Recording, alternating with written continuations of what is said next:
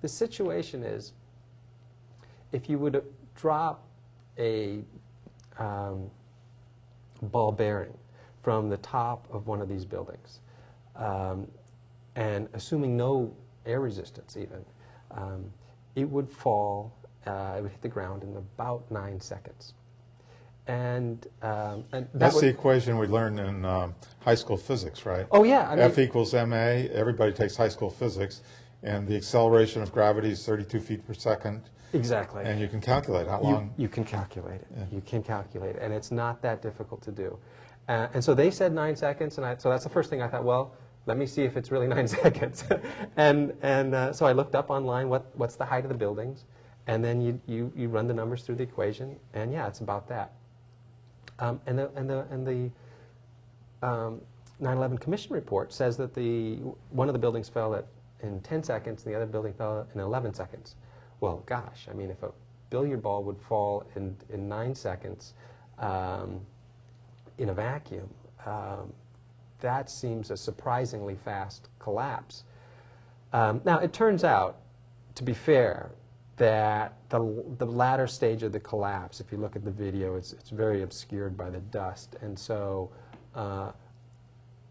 did it fall in 10 seconds or did it fall in something closer to 14 seconds? It's hard to say. But I would say between 10 to 14 seconds. And that's something that you don't have to depend on anybody. You can watch the video, take out your watch and stopwatch and time it. But nobody really disagrees on all sides, that it's in that range.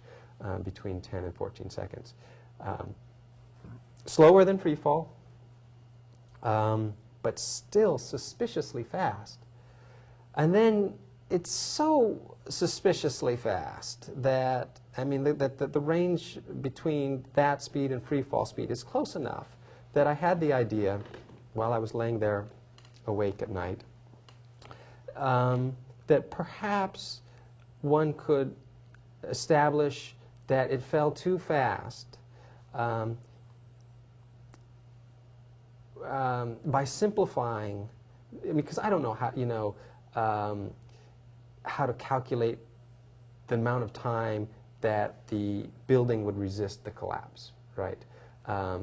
With the structural support, how would I calculate that? I don't know, but I thought maybe there was a way to show that it fell too fast even if there was no structural support. How would you do this? Well, if you imagine like the North Tower, you've got a block at the top that falls. If you just imagine blocks of building that are the same size, and that you assume zero structural support just to make your calculations easier. Obviously, that's a generous assumption because there is massive structural support, and that's just going to slow the fall more. But let's assume zero structural support. And you've got this top block hitting the next block, which is stationary. And let's assume that slows it down only by virtue of the momentum, because now you've got twice as much stuff. And so the speed is now going to be half of what it was just before. But even from high school physics, there's a force of inertia. Yeah. To start that second floor Exactly. going. Yeah. There's an added force there. That's another way of saying it. The inertia is, it's the conservation of momentum that slows the collapse. So you imagine that it collapses at free fall some distance and then hits this block, and then those two collapse and hit the next block. And depending on how you do it and the exact assumptions you make, comes out a little different. But you can show that the actual collapse time is just too fast to be plausible. In fact, it's not just me saying this. There are people who have written articles that defend the official account, and one of them was published in the Journal of Engineering Mechanics. And they use extremely complex mathematics, which frankly I can't evaluate their mathematics because they're beyond me. I suspect they're just trying to obscure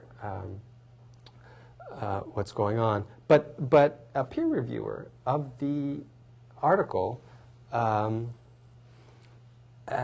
has, in his review, basically says that, you know, that it doesn't work, that the numbers don't add up, and that he's got a much more elegant calculation, but it's based on the same idea that I was trying to do.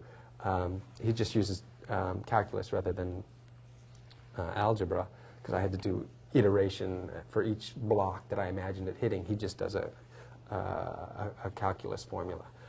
But he concludes that it would have taken 23.8 seconds, I think he came up with, assuming, you know, minimal structural support.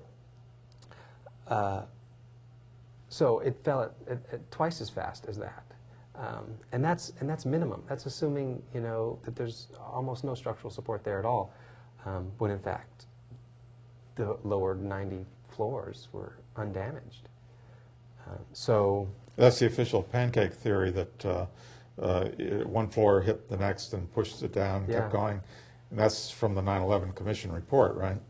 And it doesn't work. Yeah, it doesn't add up. It doesn't add. There's other problems too.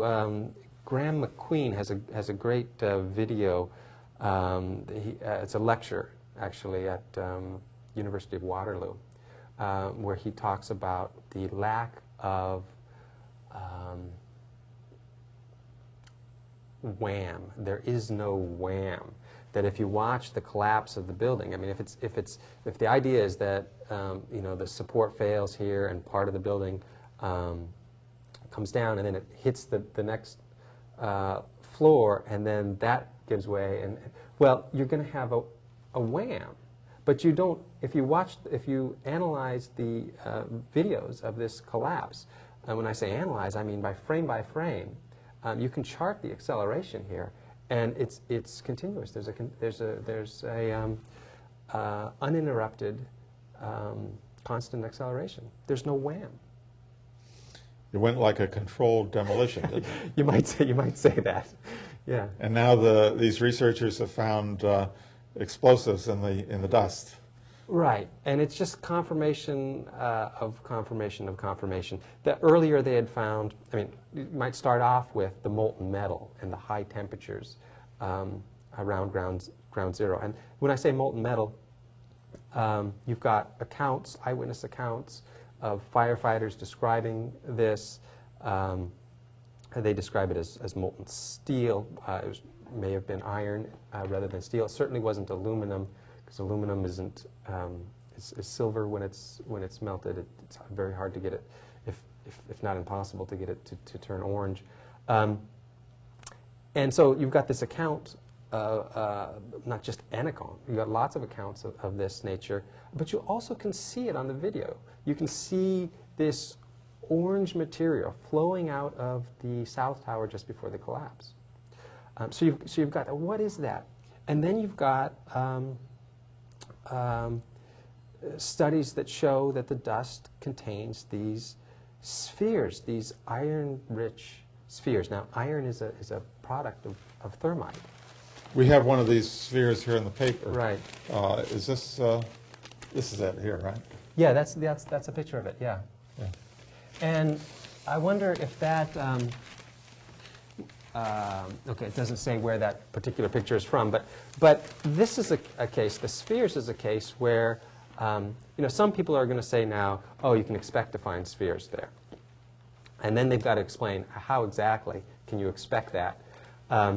But what cannot be said any longer is that there is no spheres, or, you know, Stephen Jones and his group have conspired to you know, fake the evidence, because those spheres are amply documented from other sources. One source is this R.J. Lee group in 2003 in the report called World Trade Center Dust Signature Report, and you can find that online, even though it says confidential. It's a report produced for Deutsche Bank.